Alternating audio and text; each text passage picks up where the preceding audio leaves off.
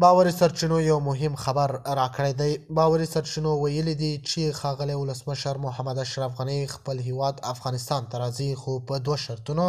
هغه شرطونه یې هم ښکاره کړي.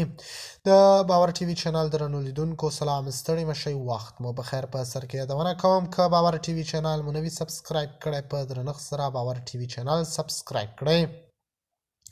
د باوري سرچینو د معلوماتو له مخې پخوانی ولسمشر ښاغلی محمد اشرف غني د افغانستان ته د بیرته راتګ لپاره خپل چمتووالی څرګند کړی، خو نوموړي د خپل راتګ لپاره ځینې مشخص شرطونه وړاندې کړي دي.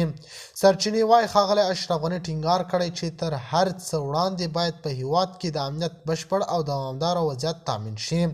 د هغه په وینا د خلکو ځان، مال او عزت خوندیتوب د هر ډول سیاسي بهیر او ملي مشارکت بنسټ جوړوي او پرته له سرتاسري امن څخه د هیواد پرمختګ ناشونی دی.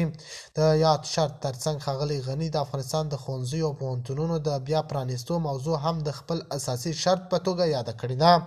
نوموړي باور څرګند کړی چې تعلیم او تحصیل د ټولنې د ثبات، اقتصاد، ودې او روښانه راتلونکي تضمین دی او د زده کړو بنسټونه تړل کېدل د هیواد پر راتلونکي ناوړه اغیز لري. په راپور کې راغلی چې ښاغلی غني په ځانګړي ډول د نجونو د زده کړو پر اهمیت ټینګار کړی او ویلي دي چې د ټولنې نیمایي برخه له زده کړو بې برخې کول د ملي پرمختګ پر وړاندې ستر خنډ دی. د هغه په وینا ښوونځي او پوهنتونونه باید د جنسیت، قوم او سیمې له توپیر پرته د ټولو افغانانو پر مخ پرانیستی وي.